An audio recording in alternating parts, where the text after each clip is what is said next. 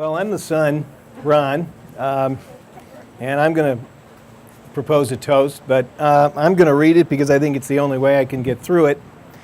So bear with me. Norman, my dad, loved life and he loved people. And that kind of sums it up. I called him Norm. He actually preferred that, but that didn't mean he was any less than or different from a wonderful father. To many, he was a clown, always funny and entertaining. Humor was his charm, yet he was so much more than just funny. I watched him over all the years. I saw his approach with people. To both strangers and those he loved, he engaged them in a way he discovered moved them, whether it was a conscious approach or just part of his generous disposition. He made you feel important, feel good, feel that you were interesting. If you just met him, you liked him within seconds. And if you and he were close, you felt loved.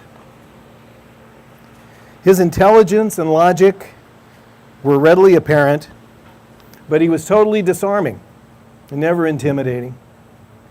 His generosity, kindness, and compassion made him a role model for young and old.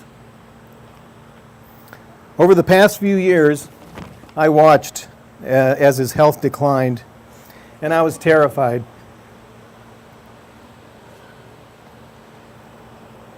He was such a young man in an old man's body, and I couldn't stand the thought of him leaving us, though I saw it coming.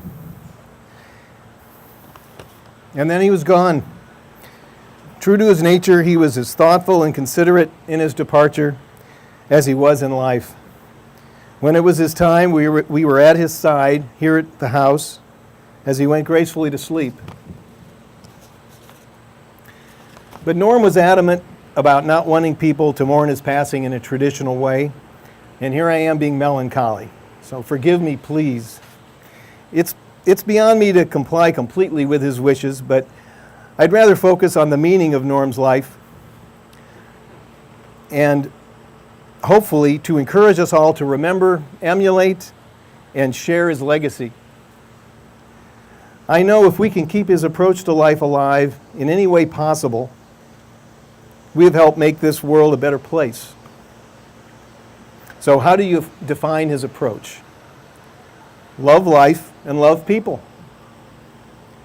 Make this clear in all you do. Use humor if you're comfortable with it.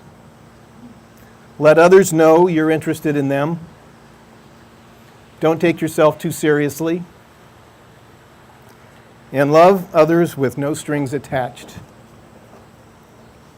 But really, I shouldn't be lecturing. All of you are here because you knew Norman. You loved him and learned from him. And he loved you all too, because you share much of the same view on life. So what's the best way to remember Norman and take his legacy global? Talk about him, share his stories, his jokes, and once more, live like him. As I know for as long as I live, Norman will be a part of me.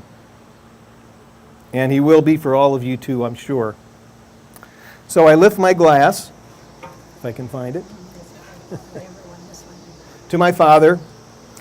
And as he said far too many times, here's looking up your old address. My father was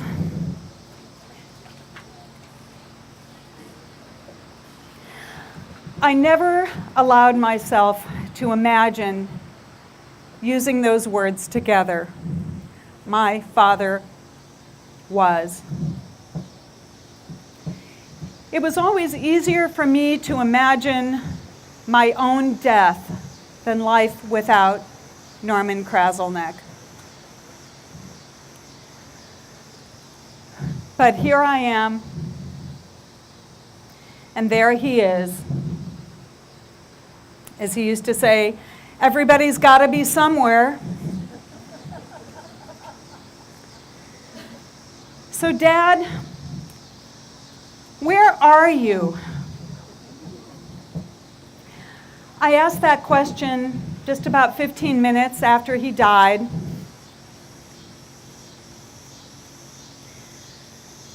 When his skin was still warm and the scent of his breath still lingered in the air, and the memory of his beautiful breathing face glowing in the morning light was still fresh. And my nephew, Jordan, answered. He's right here.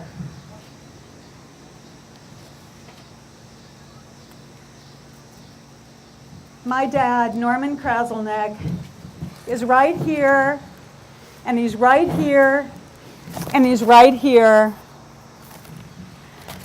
And that is where he will stay.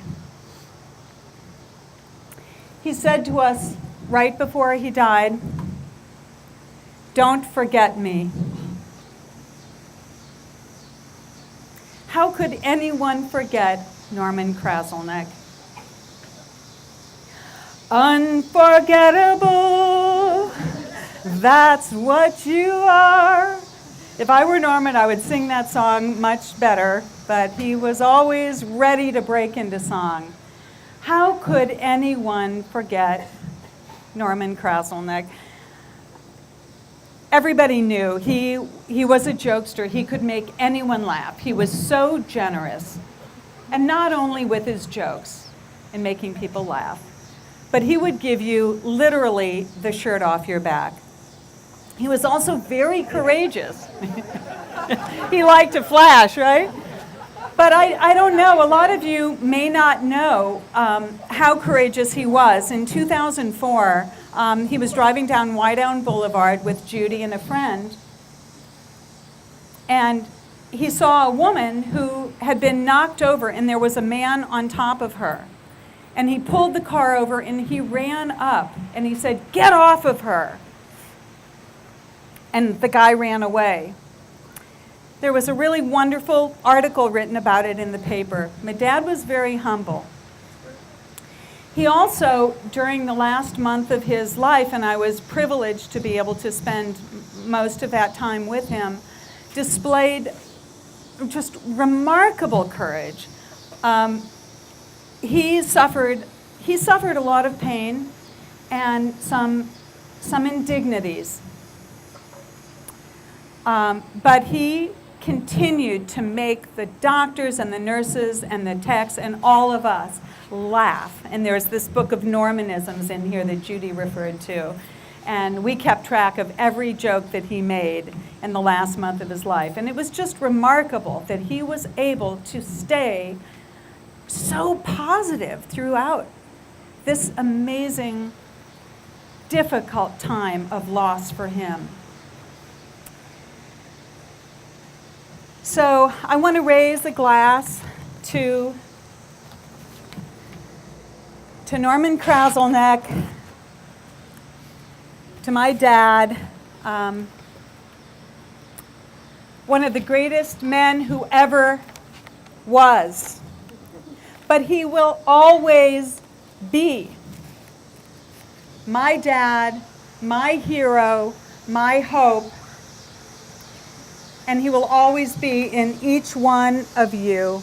And I really want to thank you all for being here to celebrate this man's life. Thank you.